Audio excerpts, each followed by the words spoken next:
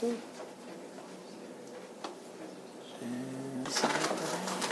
Everybody enjoy what Red. you're munching on. Continue munching. If you'd like to help yourself some more, feel free to do that. The initial stage is going good. to be a little interactive. I'll make it worth your while. Just leave it going. You can move around and stuff. Now you can. What's that? All righty. Well, let me begin by saying thank you very much for taking the time to come today. I hope that you find this session interesting, informative, and very helpful for you, not just today, but as you go forward in life. Before I introduce all of the players, I want us to get a little comfortable with each other. So I'm going to start with a game, one that you probably all played many times or something like it when you were young. Can I have some volunteers? Will you volunteer? Sure. Come on up. Come on up. I need a couple of volunteers. Just to play the game, right? Anybody else? I could use 2 or 3 more. And I'll make it worth your while. This is great. Great. Okay, so when you were young, did you ever play a game called musical chairs? Yep. Yeah?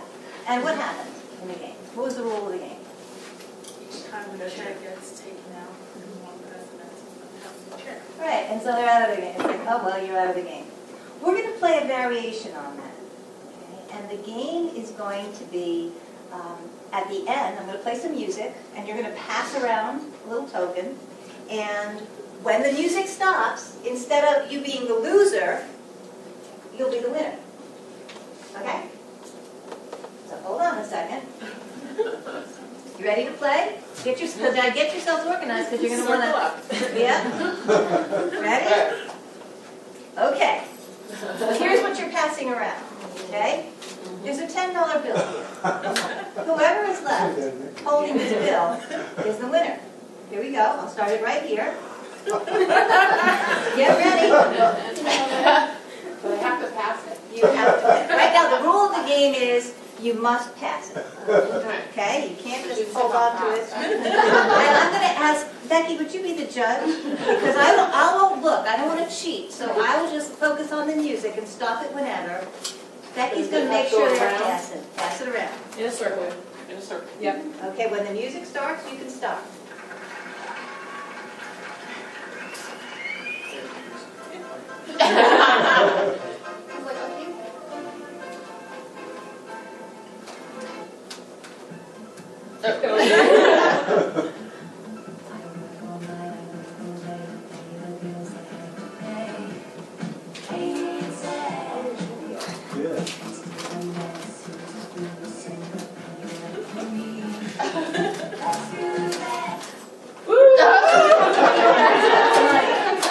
Congratulations. You are the winner. Sit right down and we're going to talk about it.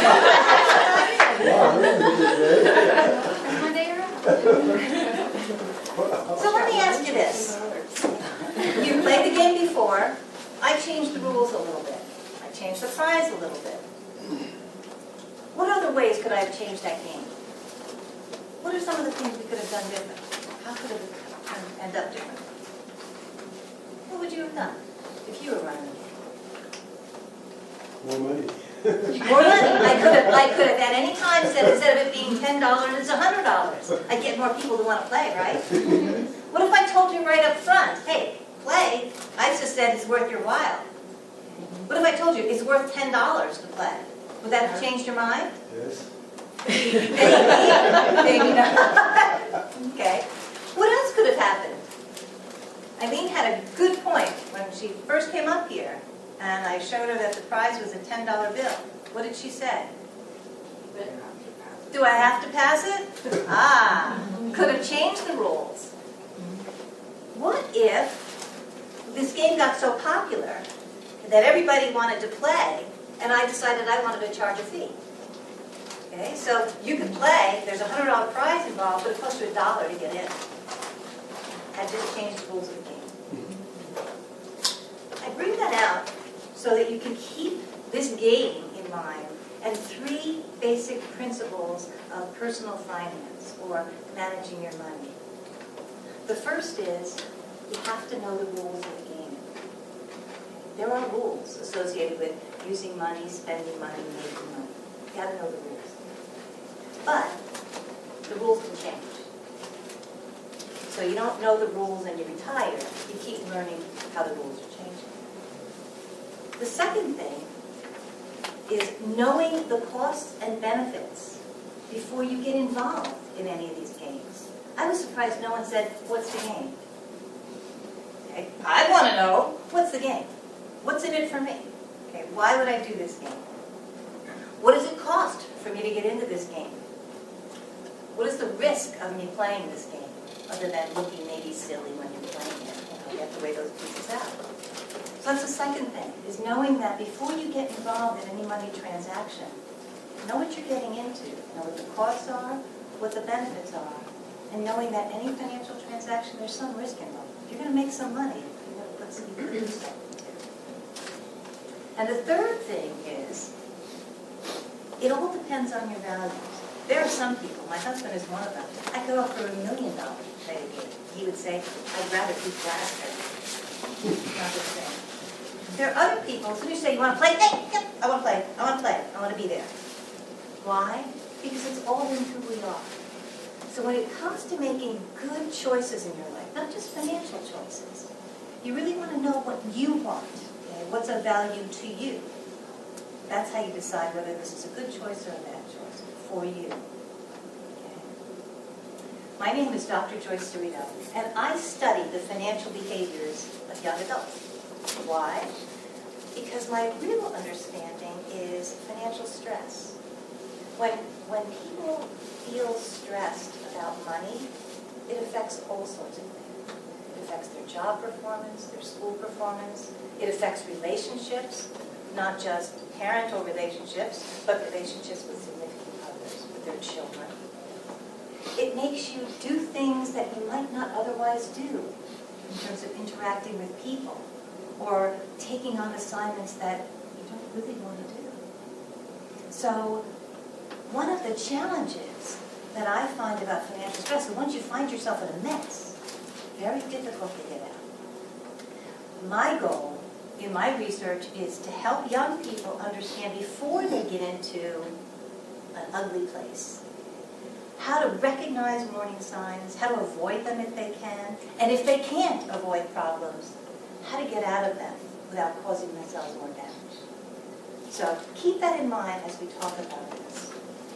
There are, I guess, 5 main areas we're going to talk about today. We've been doing a lot of thinking, and I'll introduce my associates in a minute, about what are the things that young people leaving college need to know. Well, first is, how do you get money? Where do you get it from? Where's it come in? Second, how do you manage it? The third, what happens when you don't have enough? What do you do? Fourth, now let's say you have some money. How do you make it work for you? And then finally, how do you think about things in the future? So I've asked my colleague, Becky, introduce yourself, Becky. I'm Becky Berry. I work at the Take Charge America Institute, which is here on campus. We have a kind of a myriad of different programs, but specifically, I run a program where we go out into the community and here on campus and off campus and talk about personal finance with high school students and college-age students. That's kind of what I do here. And Eileen. I'm Eileen McGarry, the Director of Career Services here, and you're here in our space. And if you haven't been in the space before, you might not know, there's 22 interviewing rooms. We host companies on campus. We help you with career planning, getting experience before you graduate, a whole myriad of things, do programs, outreach, employer events. Lizzie's here with me, also from our office, our associate director. Ryan. I'm Brian Scott, and I work with the student loan programs here on campus. Rebecca. Another Rebecca. Yes, I'm Rebecca Salcedo, and I'm Assistant Director for Client Services in the Office of Scholarships and Financial Aid. And the reason we're all here today is because we think that you probably have some concerns or questions about where to go on these things. We can make this as interactive as you want to make it. And our goal is to answer your questions, provide you with information, and basically hope you leave here feeling like you are more prepared to move on. So anybody remember what the first topic I said we thought was important? Anybody remember it all? Where to get the money? Yay! Brilliant. Okay, so what does that look like? Okay. I saw this online, and I thought of all of you young adults.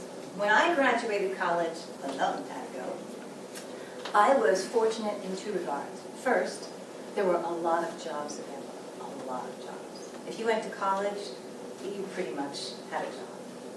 The second thing was, at the time I graduated, women were just starting to enter the workforce.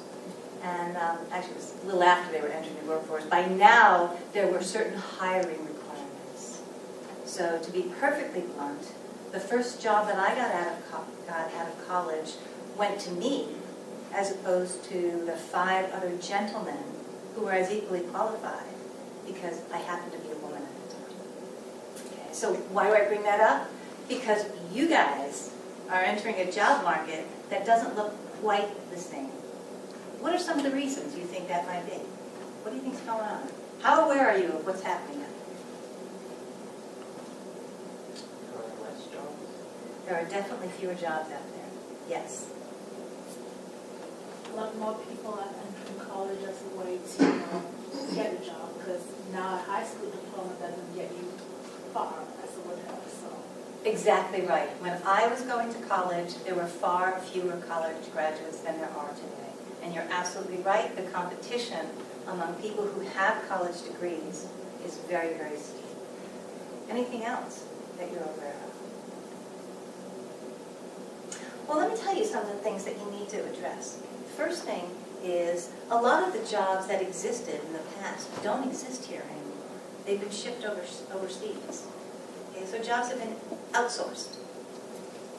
What does that mean? Well, a lot of the entry-level jobs that college students or high school students had, which meant college students could get more advanced positions, are not there. Second thing that's going on is a lot of people are offering less than full-time positions. Why? Cost of benefits is really high. And so one way that companies are cutting back on their expenses is to offer less than full-time positions, which means they don't have to pay benefits. Okay, what does that mean for you? No health care is the big one. Huge. No health care. What else? 401k?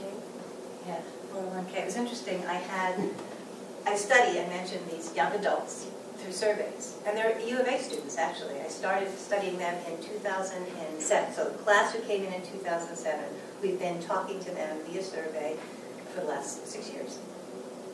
And what's been interesting to me is listening to their experiences.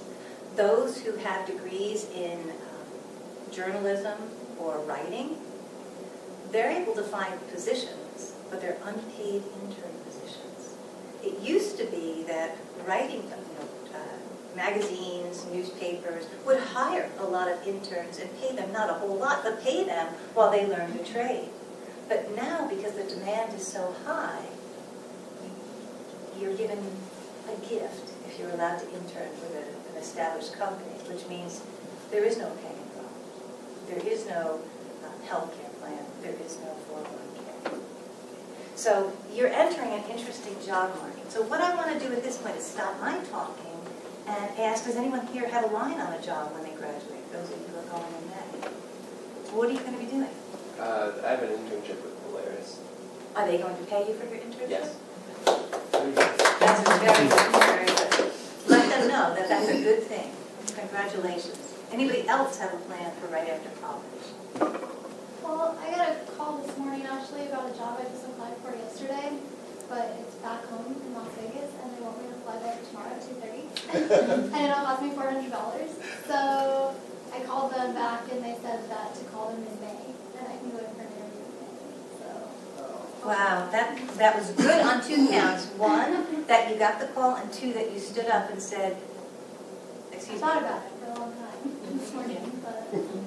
Yeah, because jobs are not like sitting right out there. Well, congratulations on your getting the call and your wisdom in saying, wait a second here. You can afford the 400 more than I. Good. Very, very good. Anybody else have a plan for after college? Is anybody thinking maybe graduate school? Yeah. And why are you thinking graduate school? I just don't want to stop learning. But it's also, I mean, it's very competitive, so the market. And for family studies, you need a lot of master's, PhD to get a good qualified job. So there's Yes. like no choice there. And that is the choice of a lot of college graduates who are going on to graduate school to either improve the edge they have in their field, okay, or frankly to figure out what they're going to do the next step. Understand? Well, what you have heard about is career services here on campus. And maybe I could ask one of you to talk a little bit about some of the things that are available to our students. Oh boy. So we do a lot to prepare students, so sort of a lot to help you prepare yourself to connect with employers. So that might be making some decisions about what it is you really want to do, or helping you with the search process, so helping you write an effective resume, to learn how to interview effectively. How do you do, one of the things that I think is really, really critical is that you figure out how is it that the kinds of organizations you want to work for go about hiring people. Because different organizations do it in different ways. Some come to campus and do campus interviewing or come to our career fairs. Some organizations, like the New York Times newspaper, for example, will never come to a career fair or interview on campus. That isn't how they hire journalists. So really kind of figuring out how is it that the type of employer you're interested in does their hiring, and we can help you with all of those things. So we do a lot of presentations, a lot of sitting down individually with students, that type of thing. We have lots and lots of web resources. And then we have a lot of programs that bring employers on campus to meet with you, whether it's through a fair, through the different panels that we do, panel presentations, or through campus interviewing. So taking a look at that. Again, you want to think about the types of employers you want to work for, and which venue is the best for you to kind of connect with them. So that very briefly is what we do. Very briefly, I might add to that, one of the things we put a lot of effort into is our web resources for you, not just what you can get from here, but also the web resources that continue on. As an alumni, you can continue to access them, and it's simply getting on. I mean, there's well over $50,000 worth of resources easily accessible to you from our job posting systems through some national databases that we hold up to help through the process and get access more resources than just what comes directly through us. So the bottom line of this is, did you know that you had this resource here on campus? You did know. Did you all? See, and that's the thing. All of you here know that's there. Pass the word to your friends, because there's a lot of them out there who don't know that. But let me use that as a next point, which is what you were wonderful at pointing out is going to college at the time I graduated gave people an edge. Well, I will say that what's going to give your generation an edge is knowing how to network, knowing how to talk to people, to find people, to tell them what you're interested in doing. Not necessarily because they have the job opportunity you're looking for, but because they know somebody else who might know somebody else. So for those of you who are trying to figure this out over the next year, now is your chance to start the networking going, and never stop it, because that is the way things happen. Does anybody have any specific questions relative to finding a job, planning your career, that sort of thing?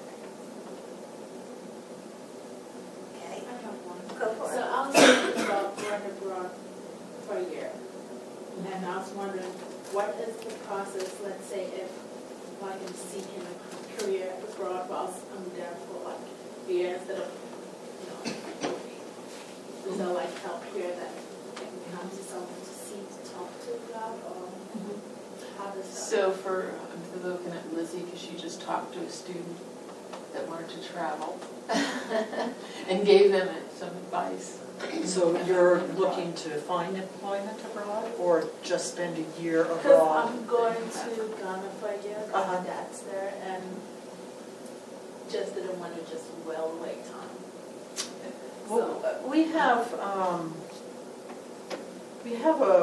well, again, it depends a little bit on your field. So let's say if you're interested in sort of for-profit corporations, industry, that type of thing, we have a resource on our website called Going Global, which is designed for international search, and it has a database that will search jobs internationally by geographic region. So that might be something to look for in terms of that type of position.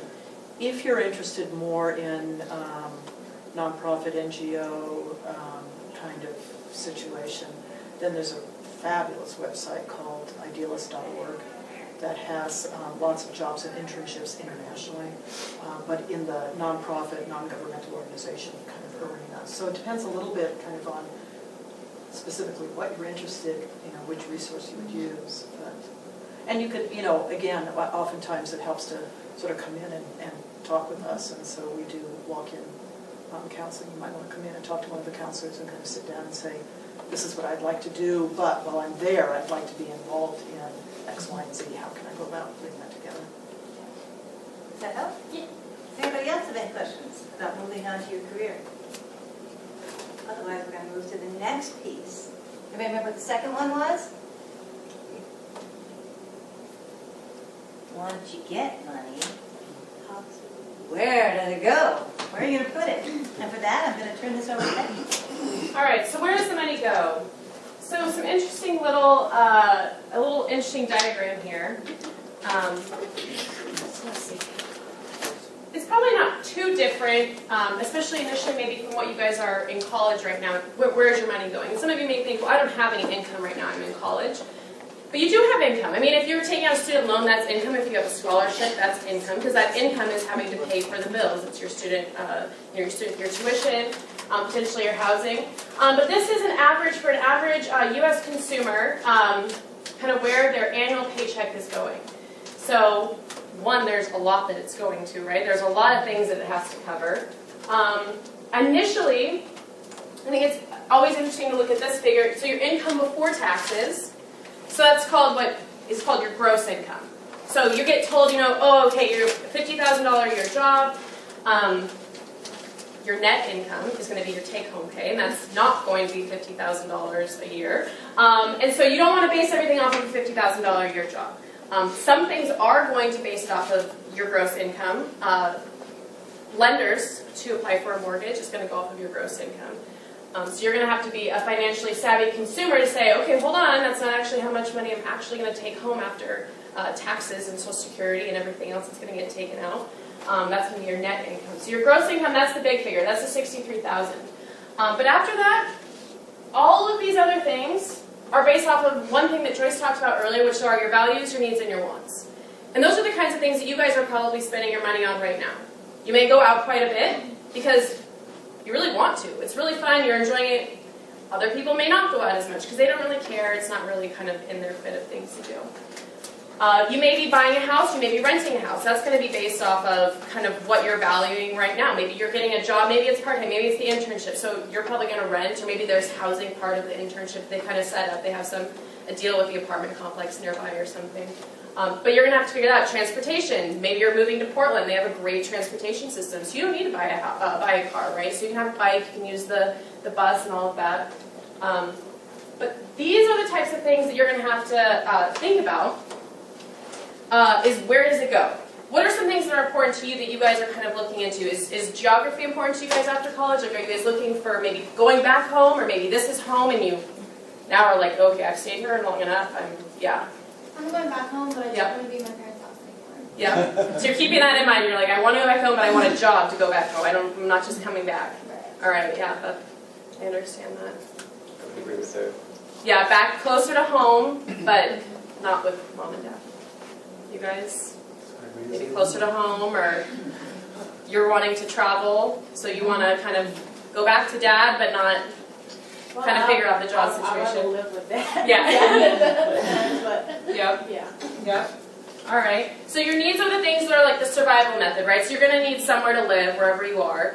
So those are going to be your housing. That's going to be, for I think a lot of people, transportation. That's going to be food up at the top. But your entertainment, your alcohol, your insurance is going to be a need. Apparel, that's going to be a want. Personal care, health care. So, you can kind of see where these different things break out. Some people, even when it comes to housing, do you need to live in the apartment complex that has the pool and the gym built in and all of that? Or is that that's a want, but you don't really need that to have an apartment, right? But that one might be an additional $300 a month to have that as part of your package, right? So those are all things that you need to actually think about. Go, gosh, do I really need to spend that much money?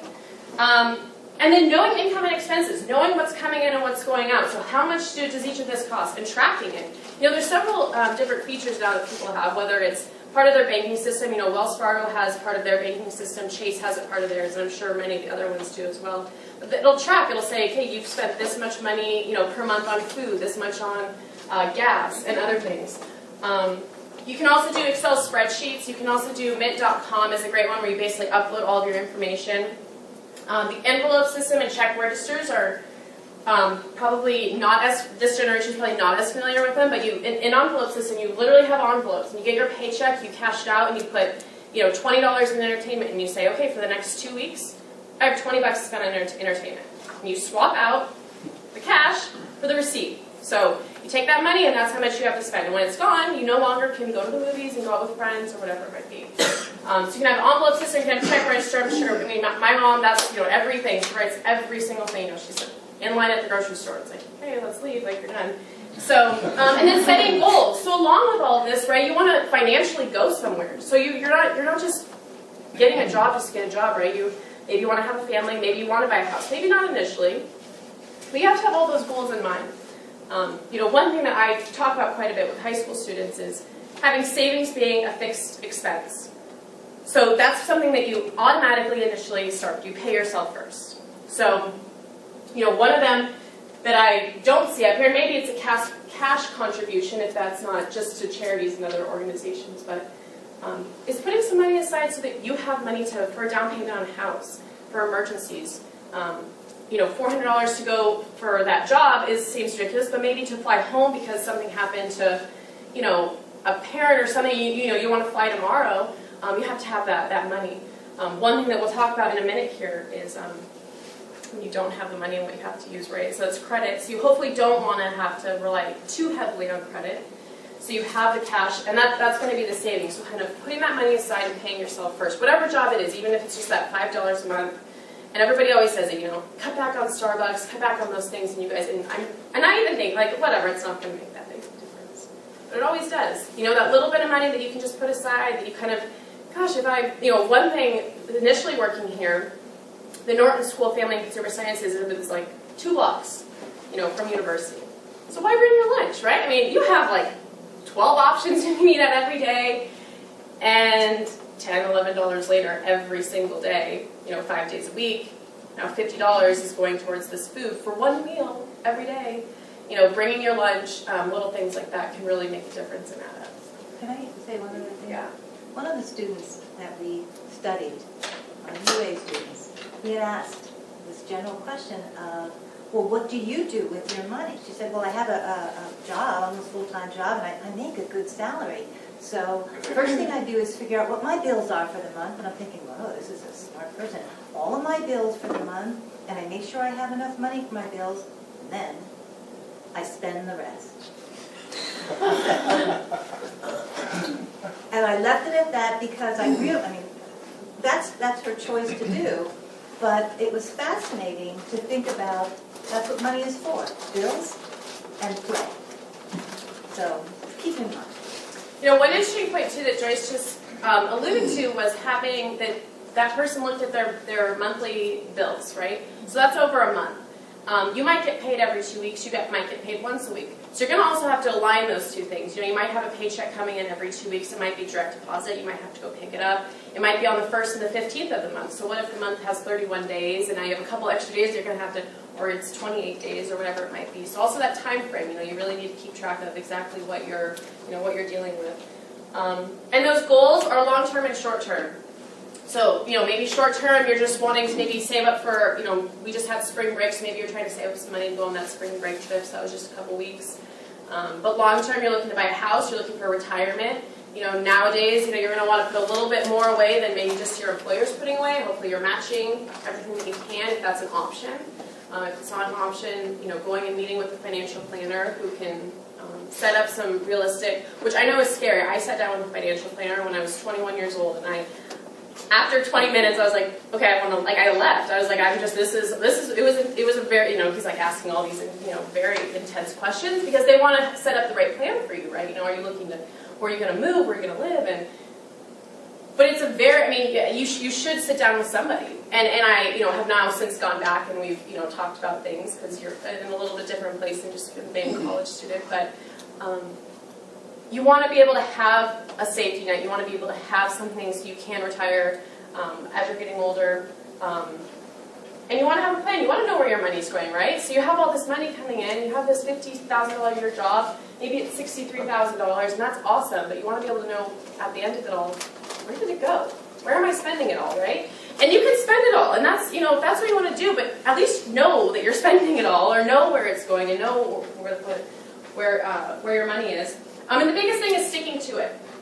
So whatever goals you set, whatever, you know, tracking your income and expenses, just make sure you stick to it, you know. It's very easy to just keep, you know, piling on, and, you know, this is going to get us into a little bit of some credit and debt, which is the third point.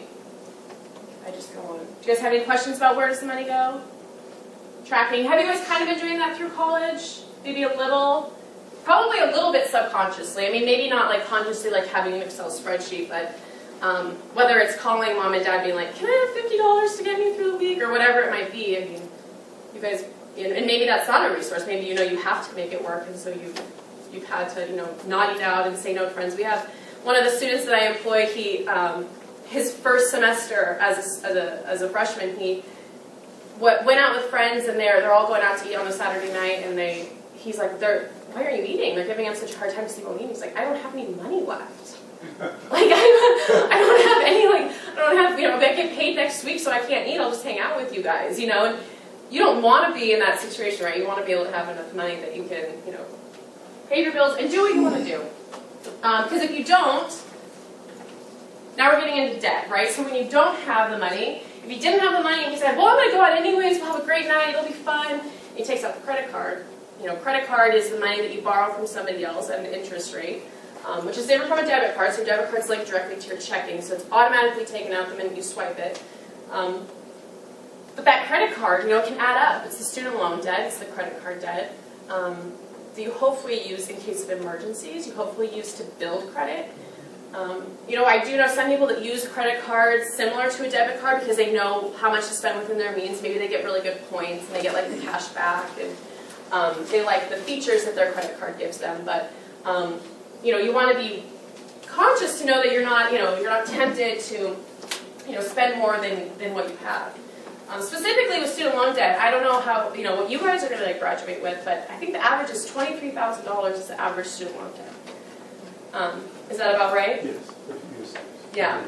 So it's about $23,000. And you know, the number one thing is, you know, you better graduate first of all. You know, don't go through 3.5 years and all of a sudden walk away from it. You know, make sure you guys are graduating. You don't want to just like, oh, you know, this is, you know, have that diploma, be a graduate, to be able to go out in the job search. And I hope you guys, most of you guys are borrowing money, that you guys are the borrower, and you're going to owe that money back. There's this little saying that we have, today's self impacts your future self. So it's not just somebody else is going to pay it back. Somebody else is going to pay back the student loan debt and the credit card debt. You're going to be the ones paying it back, whether it's the mortgage or whatever it might be. So, you know, whatever you take out, you know, be conscious of it. Know the terms, know the conditions, know what you're getting into. But you're the one taking it out. And on all debts that you take out, not paying it back really is not an option. You're financially responsible for it. And you might think, okay, well, a home I can foreclose, we can do a short sale, we can figure it out, we'll move on. But, it'll go on your credit report. Have you guys ever pulled your credit report before? None of you? So annualcreditreport.com. You should write that down. Annual credit. So you see like the commercials for freecreditreport.com. They're not free. You have to buy a subscription to something. Annualcreditreport.com. The first time I went on that, it did look a little bit sketchy. It didn't seem very. It's a very legitimate website. It's from the government. You get 3 credit reports a year for free. You're not going to see your credit score, but you're going to see your credit report. You'll put in all your information. And there are 3 credit reporting agencies, Equifax, Experian, and TransUnion. And they're kind of, we talk about your credit report as the same as your transcript. So it has all of your accounts that you've ever taken out, right? Only that have to do with credit. It's not your debit, not your savings, not your investments, none of that. But everything that has to do with credit. So any student loans are going to be on there. Mortgages, cars. If you didn't pay that parking ticket, that might be on there in collections. If you didn't, it went to collections. But that's going to be all on your credit report. You can buy your credit score from each of the credit reporting agencies, again, which were Equifax, Experian, and TransUnion. And those are all on the back side of this paper that you guys have in your folder. So, and annualcreditreport.com is on the back side of the paper as well. But if you don't pay back your debts, it's going to show up on your credit report, which is going to impact future things. So right now, turn on utilities, to rent an apartment, they're probably going to pull your credit report to see, are you paying other people back that you're taking out loans with, right? They want to get their money back. They don't want to turn on your electricity and not get paid for it. They don't want to give you, give you a lease and then, not get any money for it. So they want to see how you're dealing with your other loans that you have outstanding or that you have paid back in the past. Debts can, outstanding debts that you have not paid back can stay on to your credit report for 7 years and bankruptcy for 10 years. So, those aren't things that you want to you want to take lightly. They will impact you. So not paying back your student loans is not an option. So there are, deferment options. There are options that you can have them consolidated. You can have them so it's, one payment, so you're not like, oh, I have like 3 of them and they're all different people, and, you can consolidate them. I believe that you can also have then a fixed interest rate that's an average. Yes. A weighted What happens average. is that they weight your average of all your loans and Yep. give you the interest rate, yes. So you can do that if that, is kind of, at least can keep things a little easier. But there are pros and cons to that, for some of those that are maybe the interest rate is lower, and now maybe higher. The timeline may be a little bit longer to pay them off if you do that. It might increase your overall cost if you do that, but it may keep things more simple for you to have that one payment. The biggest thing is to pay your bills. Pay them on time. How many of you guys took out student loans? Okay, so a few of you. Yeah, you want to talk a little bit more about student loans? Yes, what we want to do is, those folks who are not finished, what we'd like to do in financial aid in the future is to get you folks to think about the end game. What kind of loan debt do you want to have in your student loans by the time you end your career, and not just be taking student loans year by year? One of the big issues with student loans, if you default on them, the federal government has all kinds of power. That job that you had to think you were getting $63,000 a year, well, they have the capability of going in and taking some of that $63,000 if you don't pay them. Student loans, we say you have to be very, very unsmart to default on a student loan. There are all kinds of provisions for if you in economic hardship, if you don't have a job, all kinds of deferments, all kinds of forbearances you can get on the student loan. There is never, ever, ever, ever any excuse for any student ever defaulting on a student loan, ever. And so if you don't take anything else away from this session, if you have student loans, just remember, Brian Scott says, there's never any reason for me to default on my student loan. When the student loan people call you, you talk to them. You call them and say, hey, look, I'm having trouble finding a job. What can I do? They'll put you in some sort of program so you don't have to pay right now. So don't ever, ever, ever, there's no reason for you to default on your student loans. But what we want to get your classmates to do, like we said before, is start thinking about those people going on to graduate college, how much debt do you want to have at the end of your graduate career? When you start going looking for a job, you want to know how much debt, I'm out of school now, do I want to end up with $120,000 worth of debt? Do I want to have $100,000 worth of debt? Is the degree that I'm trying to get worth $200,000 for 4 years? Or can I use some other kind of plan and only spend $80,000 for that same degree? So those are the choices we want to start helping students make in their education. Can I just add a little piece to that? And I think one of the pieces that's important to think about is kind of what degree you're getting. And I'll give an example. I worked with a student who was she's wonderful, but single parent, so a little bit older, who had a bachelor's in creative writing, already had student debt from her bachelor's degree, and was going to borrow money to go get a master's of fine arts in creative writing and poetry.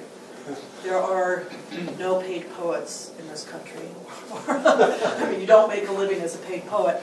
And, and so not to say that you shouldn't get a MFA in poetry, I think is a great degree, but I think that what I ended up talking with her about is, kind of what is her financial responsibility. And I'm not a financial person, I'm a career person, but she's a single parent, already has a debt load. What is her financial responsibility? What is her earning potential? And kind of needing to weigh that out for herself and look at that, really boldly before she makes a decision, really thinking about that before she makes a decision. So. Can I add one comment to that? Does anybody think they're going to make $63,000 right out of college? Okay, and what profession? Engineering. Yeah. Yes. Okay. 60. And bachelor's or master's? Bachelor's. Okay, so what field of engineering? Mechanical engineering. Okay, a little high. And that's Close. what most of my friends have gotten when they're graduating Close. this year. So when you put that figure up, you want to know what's realistic, for what. And I'm going to add to where that. you're located in your. I'm 58. I have a master's in counseling, and I don't make $62,000 a year. Okay, so I mean, there's a lot of fields out there where you're at the height of your career or at the end of your career, and you have a graduate degree, and you are not making that kind of money. So. And I think that was a household income. Household. Okay. I think it was like 2.5 people or something, or 1.9 or something like that. So, a spouse is maybe bringing that in additionally. And we have lots of salary information on our site, so you can check out. Any questions about debt, credit? Mm-hmm. I have like a couple of loans, but I don't have any credit. You have credit. Well, yeah, but I mean, when I start paying it, but I mean, I don't have like any credit cards. Yeah. I don't know, like. Great, that is awesome. Another thing we say to students is that you really shouldn't have any other debt if you're taking student loans besides student loan debt when you leave the university.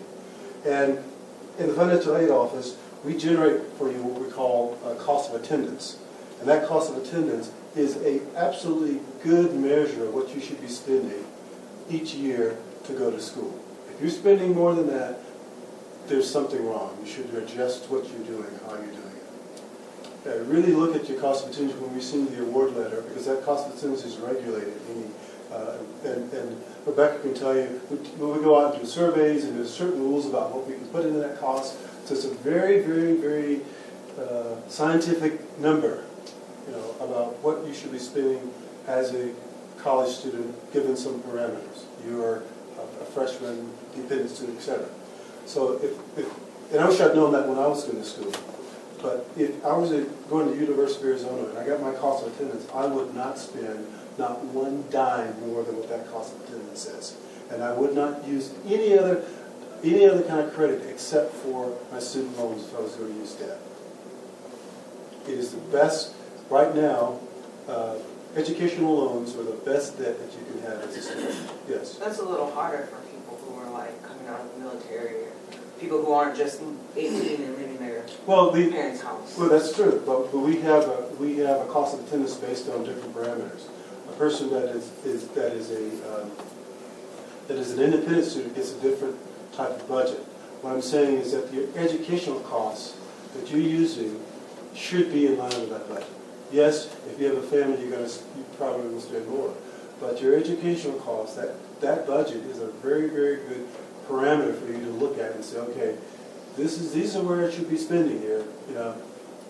Given a family, I should spend a little more of this or that, but this is really, really what I should be spending for my education. Because it's not just your debt as a student that you should be looking at. It's the family's debt. Your parents took out $20,000 worth of parent loans. So the whole debt that you accumulated attending a university for a 4-year period of time is not just the $23,000 that we're talking about. It could be $150,000. It could be $200,000. So you, as part of your family, have to say, okay, wait a minute. I don't want my parents stuck with $200,000 worth of debt just to get me a bachelor's degree. Those are the decisions you have to really, really look at as well. Not just your debt, but the debt of the whole family. I don't have any student loans, but I do have a credit card. Is it better? I know it's not bad. Is it better for me to just do like a little over the minimum payment so it builds my credit while leaving some on there? Because I've heard a lot of different things. I'm telling you right now, my recommendation for you would be to put that credit card aside, use a student loan. Because I just... Are you using the credit card to finance college? Yeah. So you're just using the credit card for just to build credit? Oddly enough, I used it for plane tickets home for Christmas. You have, when I said cost of attendance, in the cost of attendance, this is what I was saying about how good that cost of attendance is, there is an allowance for your travel back and forth from home in your student cost of attendance. And that's what I was getting at. Everything that you should be doing as a student is really within that cost of attendance. And that's part of the reason you can get a student loan. That we know that you have to leave home to come to the University of Arizona. At some point you have to leave the University of Arizona to go home. Those costs are compiled in that cost of attendance. And my advice to you is get rid of the credit card. No, you don't have to close it, but I would get a student loan in your case, and I would get that. Even though I'll be done next month. Yeah. But in terms of how much you pay for your credit, to establish credit, you should pay it off in full every single month. If you cannot afford the full payment, or you cannot afford the full amount, pay as much as you can. Do not pay the minimum payment. Even if you can just pay if you can only financially pay $5 more, pay that $5 more. Pay the $6, $7, pay however much you can. If you can pay the whole balance off, when it's due, do that every single time. You never want to pay, because every month then you pay interest. So the most that you can pay every month, and you will still establish credit. It'll still be on your credit report. You'll still have a good financial, and it'll be better because you're going to revolve less each month and have a lower credit utilization. So your student loans, depending on if you get a subsidized loan or not, right now is at 3.4%. I don't think your credit card is at 3.4%. The less attractive student loan is at 6.8. I still don't think that your credit card is at 6.8. So just from a standpoint of the cost of borrowing that money, I would be out of a credit card quickly. Okay, I just paid off all my debt last year. Mm-hmm. Do I have to, is my credit going to improve by not having any more debt that I need to pay off? Or do I need to still get more things that I can pay off to improve it faster, or does it not matter? That one if you paid off if you paid off your debt, and was it student loan debt or was it credit card debt? Credit. Is it still open? The credit card? Yeah. Then you're fine. Honest. As long as that line of credit is still open. Once you close the line of credit, that's when your credit utilization, which is how much you have outstanding against how much your limits are, because you'll have no credit anymore, so you'll be at zero.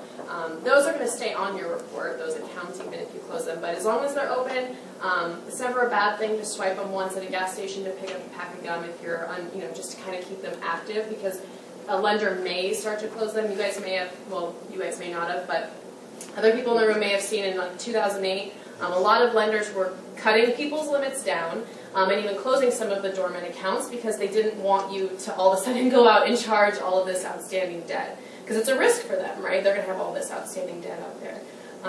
So you still have I don't know the rest of your credit, so I can't say that you have a positive credit history, but if, those lines of credit are still positively affecting if they're at 0. So you still have to wait for the whole 7-year thing? Yeah. Yeah, and every year and every month it gets less and less if you have late payments, if you have delinquencies, if you have, but all those late payments stay on for 7 years. Yes. I accidentally signed up for one of those department store credit cards. They're the worst. And when am I able to just close it or get rid of it, or shouldn't I? I can give you a personal answer, but you can close it right now. If you have other lines of credit, you will, it'll still be on your credit report. If you're never going to use it, I mean, you can cut it up, you can close it. Department store credit cards are kind of those scary ones because you never remember to pay them. So that's why they're like the bad thing, because you don't remember to pay your Dillard's credit card. It's usually not a monthly thing. You went there once and you got the extra 15% off because you bought whatever. So, you shouldn't. You really shouldn't. I didn't do that. But that's, the department store ones are a little scary, but you can close it right now if you'd like, or keep it open and then it's positively helping you, because it's probably a low credit limit, like $300, $500, which they'll let you spend more than that, but that's just kind of what they put on there. One more question. What do you guys, because I don't know to go to graduate school right after graduation and get more into debt, or should I pay off my bachelor's, my degree in debt first, then go to graduate school? Well, It's a good question. It's a tough question. And what you're hitting now are the reasons why you might want to come and talk to someone in career counseling to find out, what are you thinking that you're going to do, okay? What kind of job are you going to do? Are you looking at a $35,000 a year job? Are you looking at a $50,000 or $60,000 a year job? Because that'll help you start to say, this is what I want to do, this is how much I can afford to carry in terms of educational loan, and sit down with financial aid and say, how long will it take me to pay this off? Okay? If I am making $50,000 a year, let's run some numbers and say, $50,000 a year, I have $50,000 in credit card debt. It's not going to take you 1 year to pay it back, right? So I will tell you, that was one of the stories. We had one of the young students we talked about who was an international labor or whatever, and he said, not a problem. He's got $80,000 in loan debt, and he'll be graduating in May, but his job is going to be $80,000 a year. He'll have that paid off in no time. And I think of Becky's wonderful example. I get $80,000, they take out the taxes, I net maybe $65,000, and I have to spend all this money on living. So that's what you need to look at. It's not a do this or don't do this, delay it, don't delay it. You need to work one-on-one with someone and say, let me look at these numbers and see what this looks like. And what am I willing to do? Okay? So let me kind of net out, because that one is the big one. Okay? In our research, okay, when we look at college students, any debt at all, takes its toll on their financial well-being and their overall well-being. So if you owe anybody money, that's a shackle. The thing I keep telling my son, who is 24, is you are only as free as you are debt-free. So as much as possible, stay away from that. Don't borrow. If you have to borrow, what you hear now is there's smart borrowing and there's less smart borrowing. Smart, if you're going to go to graduate school, if you're going to go to college, okay, you investigate what the reasonable costs of that college education are and what is the likelihood of the degree you're getting going to net you in terms of a career. So that when you take on this loan, you know what you're getting yourself into. Bottom line in this whole thing is you have to ask questions. I made a lot of mistakes. This is, I'm going to do the last screen because we have to kind of wrap it up here. This is, okay, let's say you're done with the college thing. You have a job. You're actually having some money. You know where it's going to spend and you have some left over. What do you do with it? You want to save it or invest it and have it to start work for you. But now you get into an interesting thing, and this is where I made most of my mistakes. I had a wonderful job. I made a lot of money. I think why I resonated with that young woman who said, I pay all my bills and then I spend the rest, was because that's what I did. Yes, I did. And what I learned after time is that I didn't really have a lot of freedom there, and I could have made better choices if I would have asked questions. So I bought a house. That's good debt, except for the people who got caught in the crash, but generally, buying a home is a good thing. However, when you own a home and you have expenses that go along with it, there are repairs that go along with it, so you are constantly investing in it and building in it. And you should be doing that. It's a good investment. However, it changes your lifestyle. And if you decide you don't want to go to graduate school right away, you're going to wait, you're going to earn some money and save some money. And then you decide to buy a house or buy a car, okay, or go traveling. Those are all wonderful decisions to make. What you need to understand is that you're just balancing your decisions. Think of that wheel that Becky had up there. You've got to spend the money, spread it around. Draw in your own little buckets, saving for graduate school, saving for a house, saving for a car, saving for a wedding. It doesn't matter what your goals are. Yours are going to be different from mine, and they should be. What's important is that you know what your goals are. You know the way you achieve your goals is to set out a path, a step at a time. So maybe it doesn't happen in a year. Maybe it doesn't happen in 5. But you can guarantee if you don't have a goal, it'll never happen. So I'm going to try and net this out as one thing, which is it's your money, it's your debt, and it's your life. And if you don't think they're all tangled together, ask anybody over the age of 45. And this was not intended to scare you. You have wonderful, wonderful lives ahead of you. And you can make mistakes. We all do. Anyone who tells you they didn't make a mistake, they're forgetful. I hope you will use the resources that we've laid out in front of you. And if you have specific questions, you have email contacts on those pages. Let us hear from you. Thanks. Appreciate it.